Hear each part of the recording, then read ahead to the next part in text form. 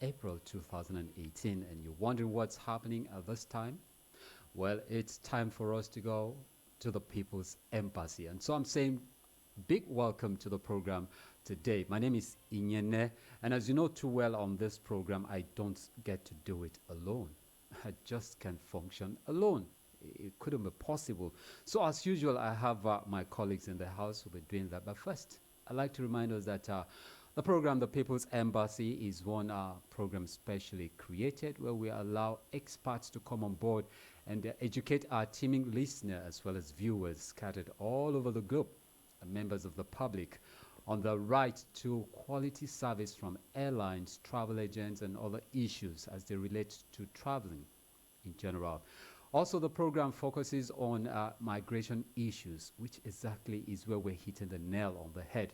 And we also relate you to information that has to do with embassies, immigration service, and activities of the Ministry of Foreign Affairs, as well as that of the Interior. Now, we also have a 5 minute segment, especially created informational segment for you to take advantage of and advertise your products. Remember as well, you, the listener, is still a part of the program because along the line, we intend to open the phone lines as usual for you to weigh in on the topic of discussion today and share your own perspective as well as advice or counsel or even experience in case you happen to be a victim of this issue we're talking about, which is human trafficking. Now, as usual on the program, I just have to flow. And before I do that, I'd like to introduce my colleagues in the house. I have Lois Adams, an anti-human trafficking campaigner. She's always been a regular. Good afternoon, Lois, and welcome. Good afternoon. Thank you. And another regular is Celestine EJ, a travel consultant and migration expert. Good afternoon, Celestine. Thank you. I'm sure you have plenty for us today. As usual. I'm always that trip because I know Lois is always like a woman about the streets. She's always bringing us some fresh stories, true life stories of people who have passed through this horrendous experience. And they survived it. They have stories to tell. Well, this afternoon, interestingly, we're being joined by another partner and someone who just stepped into the studio, and we're expecting a very fresh perspective as well on the program this afternoon. It's my pleasure to introduce us to Olatunji Olatunbosun. He is a partner and also an anti-human trafficking campaigner. Good afternoon. Good afternoon. Thank you very much. Welcome, Olatunji. I hope we'll be getting some very fresh perspective on this issue. Now, this twosome, when I say this twosome, I'm referring to Lois and Celestine. They're like, how do I put it? They've become veterans on it. So I can always go to sleep and know full well that they will flow and keep this conversation going, because essentially Human Rights Radio has put this program together to highlight the ills of illegal human trafficking. No, human trafficking as it were, because human trafficking is illegal in itself, so I do not have to qualify it with illegal again. Illicit activity, which involves, it cuts across so many areas, because people within government are even alleged to be part of this whole cycle, not to talk of politicians and of course, desperate individuals who are seeking for ways to see how they could make ends meet. Now, on Monday, most of what we got as feedback from the callers or those who listening to the program, it was pointing in one direction, major direction being government, and government. I tried as much as I could. I tried to drive the attention of most of the callers to the fact that the individual as well, has some blame to share in all of this. But it was like, if you have a level playground, if you have an environment that is conducive for people to thrive, especially the younger ones, then certainly this number would have been on the low side. Celestine, what's your take on that? Like today, I'll be on the people's side as a solicitor and an advocate for the people. Government has inadvertently contributing to this illegal or irregular migration by Nigerian citizens. Most factors are as a result of unemployment, lack of provision of infrastructures, or misplacements of government priority. Of recent, which is this week, there's been a problem that has been highlighted by people over time, that because of the fact that we have generations or army of unemployed youths, they are probably available for any illegal cause, whether for crime, whether for any other thing. They are very. The big question is, how did we come about this army? How because- did we raise this army? Because every year you graduate up close to about 200,000 to 300,000 Okay. persons, and you don't have the environment, neither do you have the infrastructure or the structure to accommodate them. So invariably, you leave them as idle tools for the people that are ready to use them. And it bothers me why our government, whether present or past, have tend to work like this. You find out that government will allow a problem to persist for a long time. Then trying to find a solution, you see them constituting committee panels, and you end up finding that government will just set up a contracting body, and it's like government enjoy contracting problems. So in the process, or in an So persons attempt to solve Yeah, the problem they had already originally created. created, they still create Create another another opportunity problem. to further expand on that problem. Thank you. Let me give you a case in point here, which was brought up this week by the $1 billion request by the president to the National Assembly for the insurgency. Why did we allow the insurgency to depreciate to this level? Do you know how much is $1 billion? It's about 360 billion naira at the CBN rate. If that was used to set up an industry, do you know the numbers of graduates that will be employed? If that 360 million, 60 billion, though it's not yet approved, is used to set up specialized educational institution, do you know what professionals will be exporting to other nations? Or at least it will reduce the gap of the inflow of the people we call expatriates into this country that earn close to about 70% of the gross income they generate in this country. Why do the government always allow the problem to foster for a long time, and at the end of the day, in them trying to solve it, they create another panel and committee, and the next thing you see, government is awarding contract. Look at the case of the people that came for Libya. Did you know how much it costs government to fly those people in, accommodate and feed them? Why do we always allow that problem to degenerate to that level? It's just all over the sectors. Look at the health sector. We are now suffering cholera, Lassa fever, as if we always wait for the problem to solve. And people, being what they are and dynamic, we always look for where their bread is well buttered or where it's greener for them. They will always look. And if you look at research, one of the factors that propel migration, especially illegal migration, are the fact that when people are finding themselves not to be comfortable in a particular area, they tend to look for area of comfort. Even animals, even plants. But that's when we're talking about maybe legal migration, okay? But in this instance now, do you find out that most of those who are moving tend to be moving due to certain negative influences? No.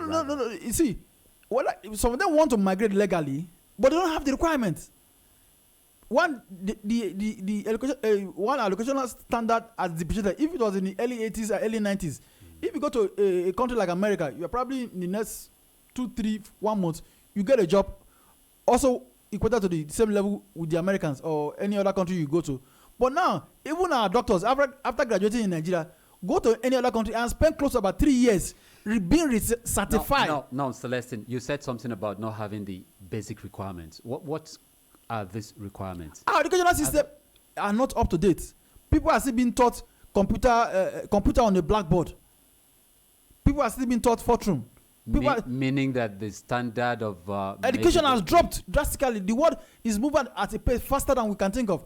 People are developing apps, and we are still talking about manual systems in Nigeria. People are moving at the speed of light. The world is a global village now. Anybody you need, you can recruit at the tip of your finger. You can reach anybody. We don't have regular power. Okay. We don't have our infrastructures are down.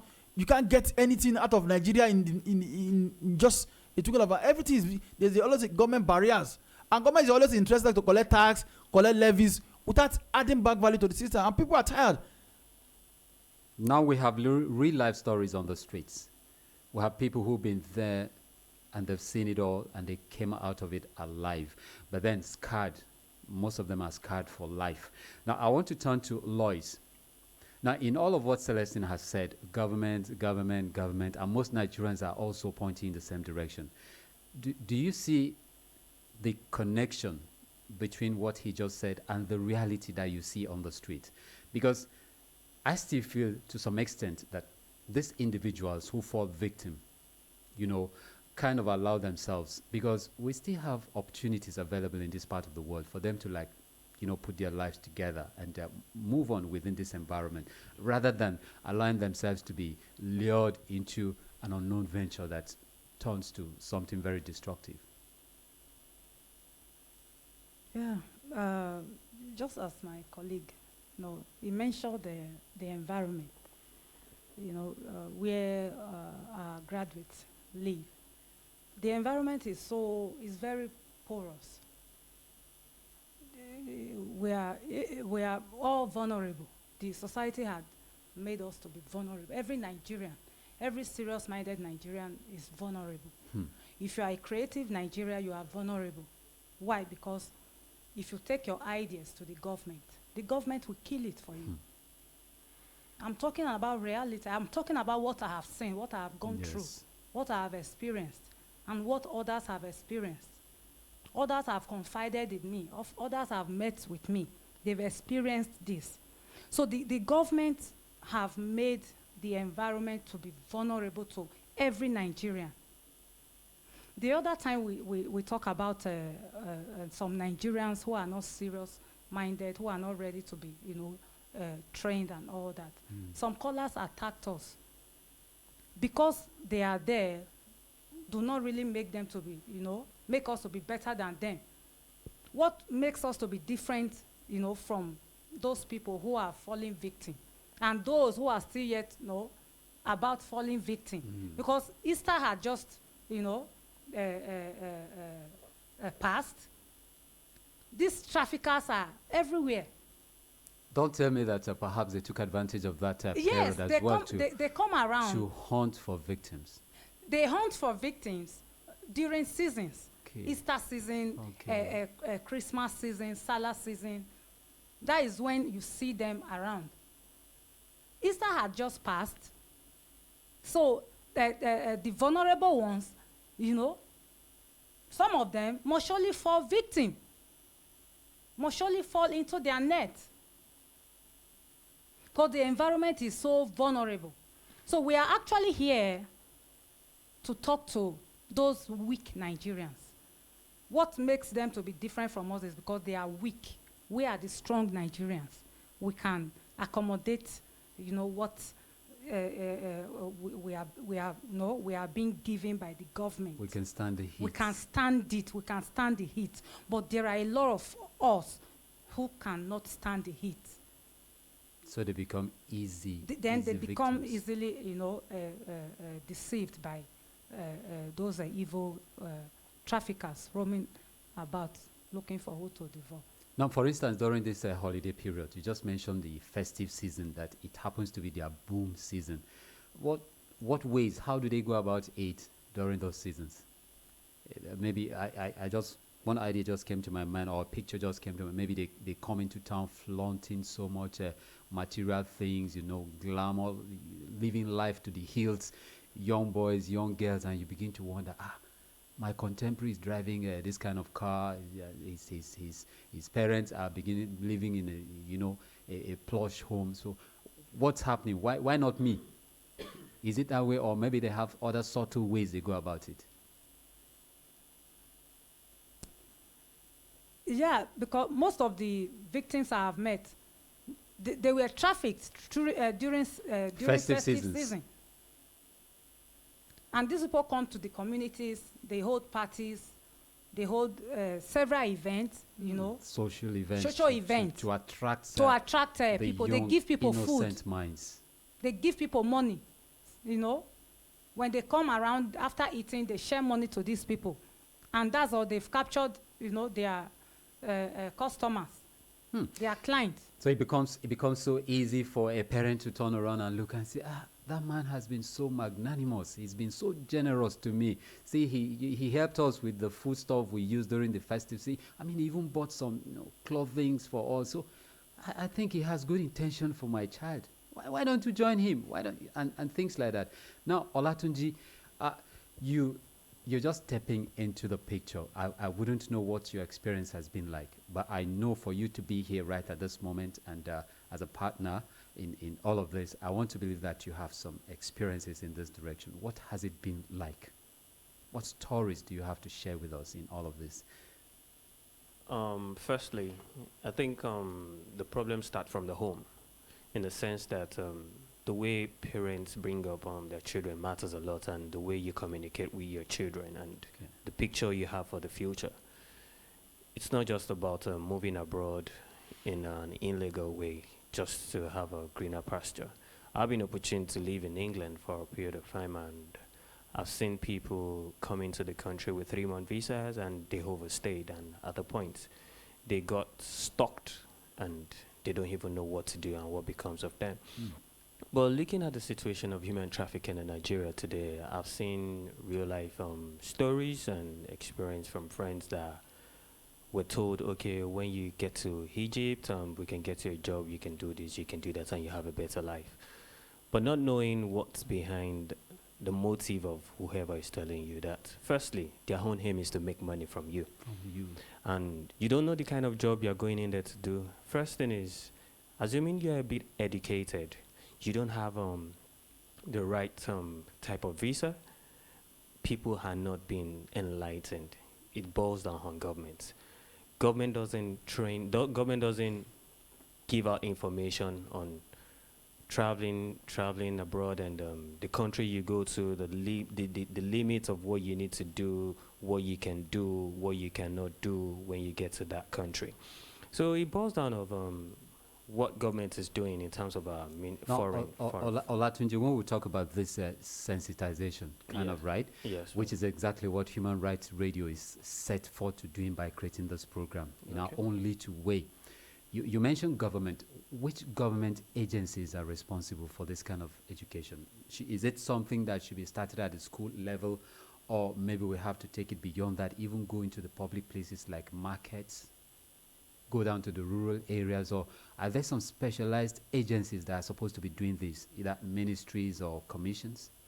Well, I know from the Ministry of the Foreign Affairs, they had a top level. They should be in a top gear, in sense that sensitizing people. And I feel if it's been taken down to the curriculum, most especially secondary school level, because I know the moment you're in secondary school and you're about finishing your SSE, what comes to mind is, yes, I want to go abroad. But I want to make it. But people don't know what it takes. People think you pick pounds on the streets of London, or you pick dollars on the streets of America or any other African country. It's so sad that people get themselves called into that situation. So firstly, government needs to sensitize in this country, and they need to do more. Looking at the situation of what happened in Libya, and I was opportune to see what the special advisor to the government on diaspora was saying about it. And after that, I've not think much has been done. Like, these people are still roaming around the street in there, and they don't even have the right protection and what needs to be done. And when it comes to protection of human rights is actually the key thing, which is one of the universal basic thing that needs to be given to a citizen of a country. You don't see an American citizen suffering in any other country. It's not possible.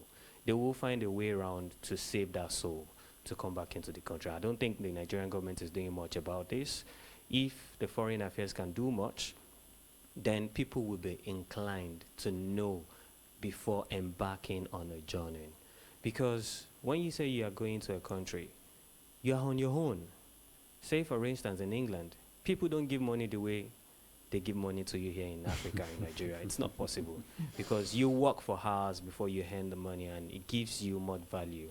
We don't value money in this country. If we value money in this country, you know how to spend money. And this is one of the reasons why our people have problems. And once they get out there, there's no one to help them.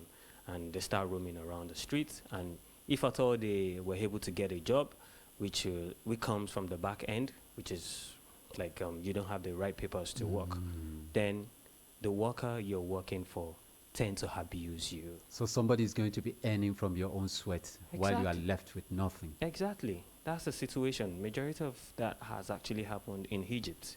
Egypt is a good example. You know, a lot of Nigerian girls are going in there. They are working as house help, and the first thing is like the person you're working for doesn't allow you to go out of the house. Two, you are subjected to so many dehumanization situation, which I don't want to mention here on here. All right, thank you very much. That was the opener by Olatunji, the latest addition to the team of the People's Embassy. And we just clocked 27 minutes past 3 p.m. You're still listening to the program, The People's Embassy. And this is where we come together by virtual through the gracious opportunity provided by the management of Human Rights Radio for people to get aware of the ills and the very many disadvantages that await anybody who crosses over there illegally, especially when you fall into the hands of human traffickers, and also in our bid to ensure that those who have fallen victims can always come out too. This is a platform for you to come out and express your experiences and share that story. You wouldn't know whom you'll be helping at the end of the day. And aside from helping those who might likely fall victim, you're also helping the authorities to track down those people involved in this illicit activity. Now we'll be taking a break, and as usual, when we return, we hope to open the phone lines for you to weigh in on the topic of discussion, be a part of the conversation as well. Remember, we keep calling out to you if you are a victim. Don't shy away from this particular opportunity, because this is an ample platform for you to come out and tell your story. You wouldn't know. Might be somebody who actually helped pushed you into this particular dead end is still around there. So with your story out in the open, the authorities will be able to track such people down. And you'd also help others as well before they fall victim. Now, the program will return. When we do that, we'll be taking a song as usual after the commercial break. And when we come back, we'll open the phone lines and then you can weigh in on the conversation. Stay tuned. The attention of the Federal Capital Territory Administration has been drawn to some illegal settlements around Kubo and Gwamada behind Mogadishu barracks. These structures have been constructed without the approval of the administration. Owners and residents of such structures in these areas are therefore given 21 days notice with effect from Thursday, 5th April 2018 to voluntarily vacate these locations. At the expiration of this notice, the Development Control Department, in line with its mandate, will carry out the removal of all illegal structures in these areas. Be informed, residents of illegal settlements around Kubo and Gwamada behind Mogadishu barracks, you have 21 days from Thursday, 5th April 2018 to voluntarily vacate these locations to avoid demolition. Let's together build the FCT of our dreams. This is to inform the general public that the activities of scavengers, also known as Babambola, is prohibited within the Federal Capital City.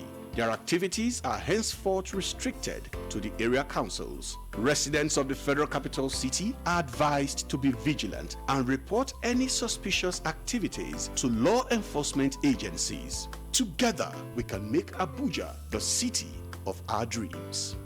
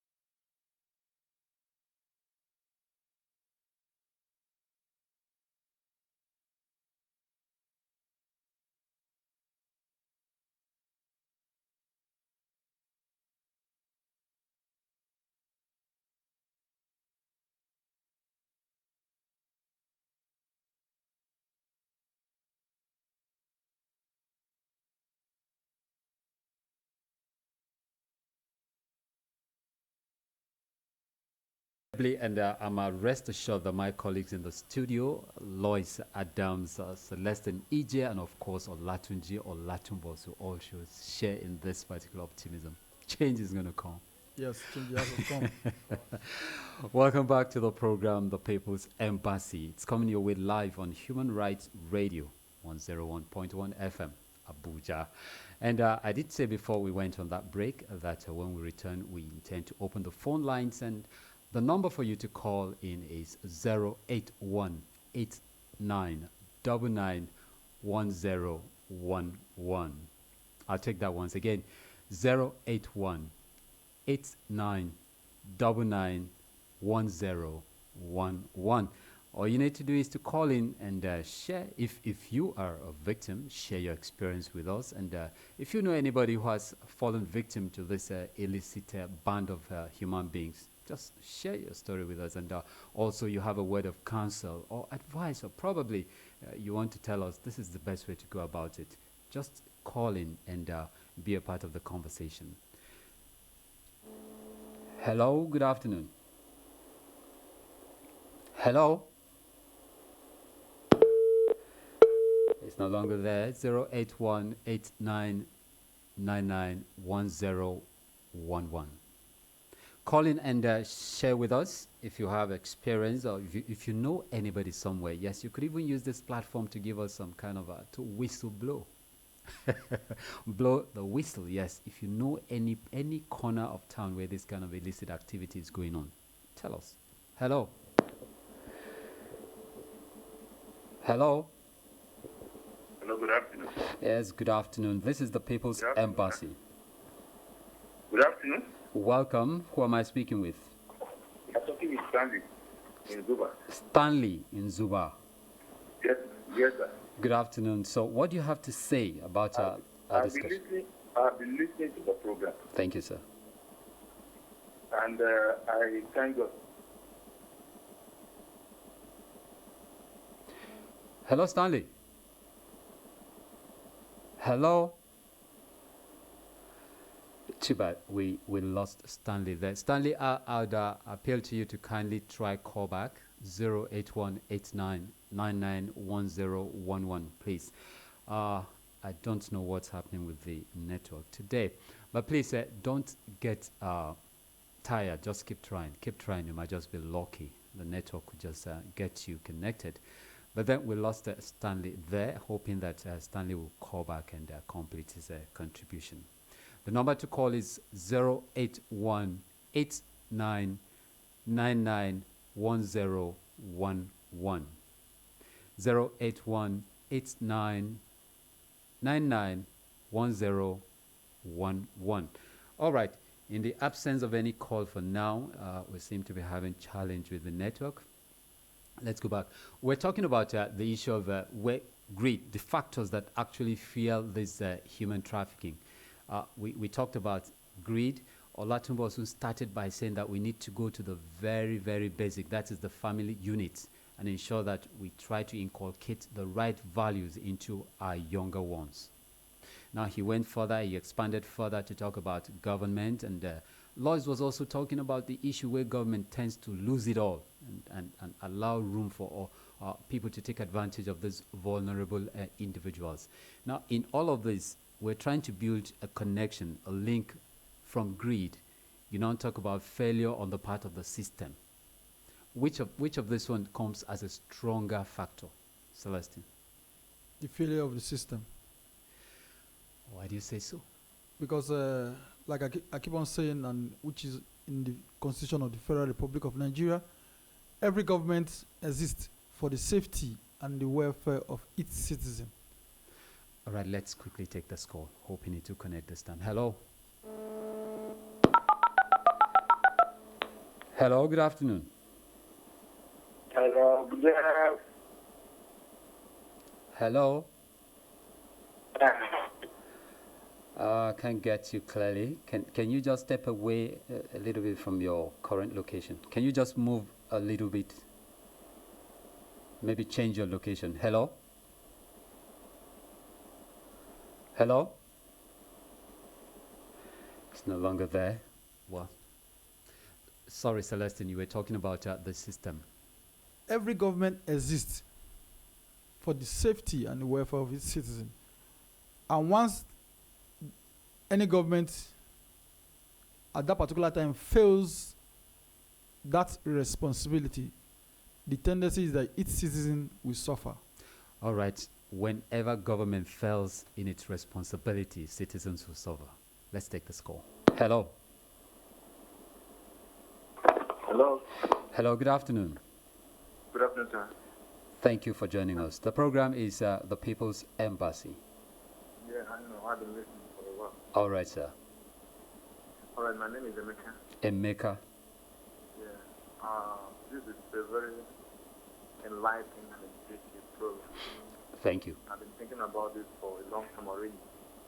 You know, after I have been able to, by the grace of God, travel to some countries in Europe, and I saw what Nigerians were involved based on how they came into the country, you know, sensitizations and stuff like that. Mm.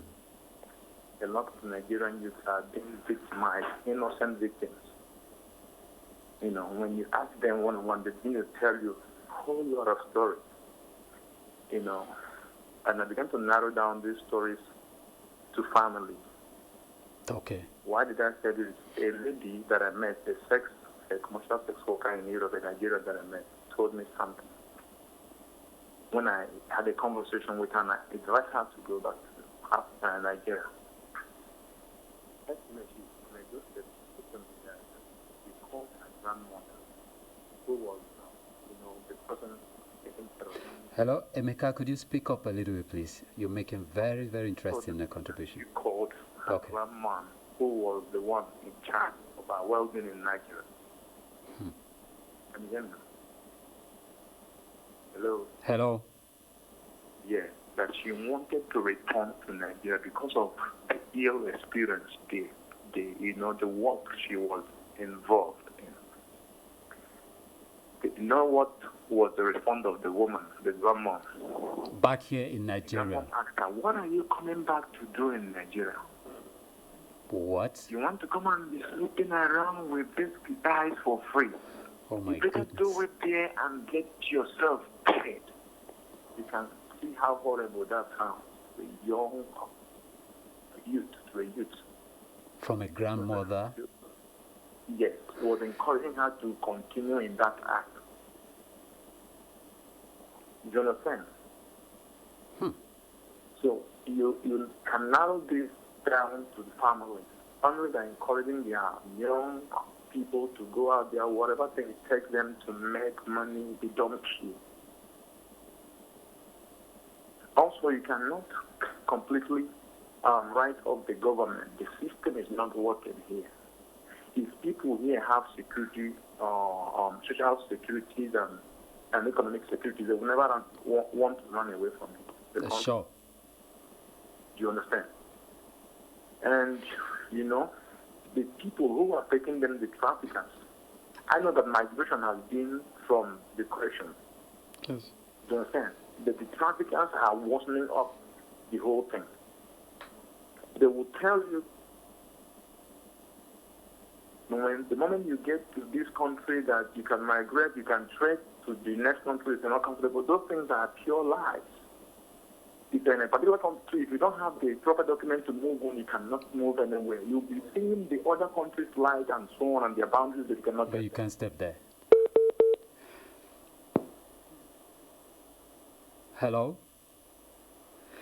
Well, a very, very revealing a contribution there by Emeka. And that takes us back to the position Olatumbos came in with, talking about the family, where family members are actually the ones who are insisting, stay back there and face whatever hit it is, so long as we keep, eating from you, making it from you. Lois. Yeah, no, these people, some families see their children as money-making machines. They see them as machines. They don't have passion. They are not passionate about whether the child will die in the process. One of our sessions, I spoke about a man who went and came back. The wife told the husband, "Don't come to my house. You know, we sold the remaining piece of land. You know, we sold this before, you know, you traveled abroad. Make sure you don't come back." The man stayed in Lagos for months. Without venturing in Yes. his hometown. He couldn't So go back. family people, other family members had to step in, talk to the woman before, you know, she allowed the husband to return back home. That is even a couple. I think it's even it's worse when you push your biological you know Child. and you're telling her don't come back home for any reason Any whatsoever. reason. Yeah. Instead of coming back, it's so shocking to hear.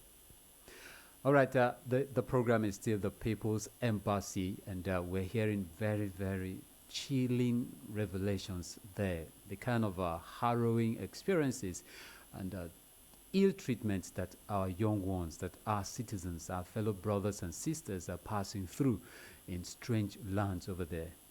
They've been lured over there in the name of, you know, making it, the grass over there seem to be greener than one we have here. But reality is actually pointing out that nothing to write home about. 081 rather, 8999011011. Hello. Hello. Hello? Is anybody there?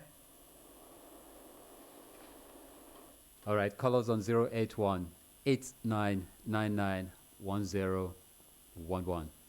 081 8999 1011. And share your experience with us and also be a part of this conversation. Hello. Yes, hello, good afternoon. Good afternoon, and thank you for joining us. Mr. Labe. Your name, sir? Mr. Labe. Okay, Mr. Norbert. Please, Ola something. Olatunji. Oh my goodness. That call wasn't properly connected there. Just lost that. Now, Mr. Norbert, please don't give up on us. Kindly call back and see. Olatunji, you wanted to say something or react to what Olatunji said. Please call us back. Hello? Hello? Hello, good afternoon. Good afternoon, my brother. Who is speaking there? This is Sam. Okay, Sam. I'm calling from Caladino, Wapa. All right, Sam. Welcome to the program, The People's Embassy. So, what's your take? Thank you. Yes. Okay, my take on this discussion is it is very, very sympathetic that a biological parent can push their children out to go and do whatsoever, even at the cost of their life, to bring in money. Very, very sympathetic. But what I have to say here is that I think we should move our leaders, Okay. our leaders, or I call our president. The reason of most of these people trying to move out of the country is to seek for greener pasture. I think this should move us to join our hands together to make our country better for our youth. Because if things are moving, I don't think they want, the reason they go there is to make money. I think if we also come together and make our country better, it will reduce the rate of this youth trying to cross to the other side for the next pasture. Definitely. Thank you. That's my key. Thank you very much, Sam. Thank you. Sam just said it there. It's quite pathetic when a biological parent is actually pushing his or her child to say, go out there and get it for us, no matter to what risk you are exposed to. Hello. Hello. Hello, good afternoon. Good afternoon. Welcome to the People's Embassy. My name is Abiodun. Mr. Abiodun. What my experience about this issue is that most parents doesn't know what their people are going through out there. I happen to be one of those people who were in abroad for some years without knowing what is going in Nigeria. There was a time my mom called me when I told her I'm coming back to Nigeria, and she said, no, you have to stay back here. And I know my mom is not like she's expecting something from me. Yes, I understand. But she's so concerned about my living down here in Nigeria because she knows things here is not good. So she's always scared for me coming back and facing hardship here in the country. So I will not blame most of these parents because not every one of them knows what their children is passing through. But some of them actually do, like that experience that we just had. Well, some of them. So I'm not aware of that, but I know from my own experience. Yes. This is what is happening. So thank you very much. Thank you very much, Abiodun, there for making that clarification. But then the truth that still remains that so many parents know full well that their children are engaged in illegal activities. Let's not even divorce our minds from migration.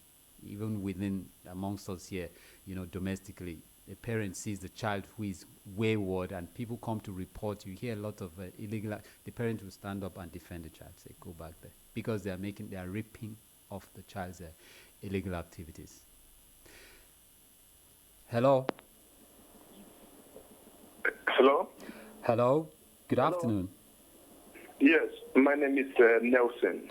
Nelson, welcome to the People's Embassy. Yes, I want to speak in regards to the People's Embassy. Yes, sir. And I like Nigerians as a country, as a government, as a journalist, as a radio presenter, to call a spade a spade. Do not deceive Nigerians. Tell the government that they are not working. The government, what the government practice, kill the country, make everybody not to have faith in this country. Make the youth not to have faith in this country. Most of our leaders go school on scholarship and enjoy the system. That's and true. Everybody collapse the system. And then the youth fail to have faith in this country because everybody is looking for elsewhere. No education, no hospital, no water, no roads, no nothing, no work. And then you ask the youth to stay in this country. Are you encouraging them, or do you want them to die in hunger in this country? The terrorists are chasing them here and there. The state is unbearable. The condition in the country is unbearable. Tell the government they are the father of our nation. They need to put things right. Let us not deceive us because we are in the radio. Excuse me, excuse me, Nelson. Hello. I'm listening. Are you saying that we are kind of holding brief for the government? Yes, because the way you sound, people are defending the system. People are not being open enough. Okay, no. If you say that about me, we are a team in the studio. Some people there were talking that government has failed. I'm sure you heard that. And then not only by telling us that the government has failed, and then let the government as a father take their responsibility and do what is needful for the youth. All right, thank you very much. And then, excuse me. Yes. And then let the presenter, let the journalist go in and check what is involved in our country, who can restore our country. And then no journalist will stay wherever it stays to say whatever he feels like. Nobody will come to the radio, because they have access to radio, and say what he wants to say. Let them call a spade, my people. I'm angry with the system because everything has collapsed. All right. No school, no Thank God. Nothing you can be able to lay your hand on. All right, Nelson, Miss Nelson, I have to let you go, but all the same, thank God, you are a part of the system. Thank you so much, Nelson. Nelson happens to be our last caller there. He tried to vent his spleen on what we're doing here. Why did we create this platform in the first place if we're out to defend government? Well, it's interesting. That's his opinion anyway. Gentlemen in the studio, we're short for time. Very, very interesting conversation we had there. And Nelson just wrapped it up for us. It still points to the fact that the government, the system has failed us. He said something very apt, that most of the leaders who are occupying position of authorities today, they grew on government incentives. Government, what do they? They enjoy free scholarship. They had everything going for them. But as soon as they crossed to the other side, they decided to collapse the bridge. Well, let's just get your parting words. 30 seconds, please. Government should stand up to protect the rights and privileges of its citizens to avoid this illegal migration of Nigerians and the exploit of Nigerians by foreigners. All right, Lois. Yeah, 3 days ago, a Nigerian committed suicide. The government should be able to protect the people.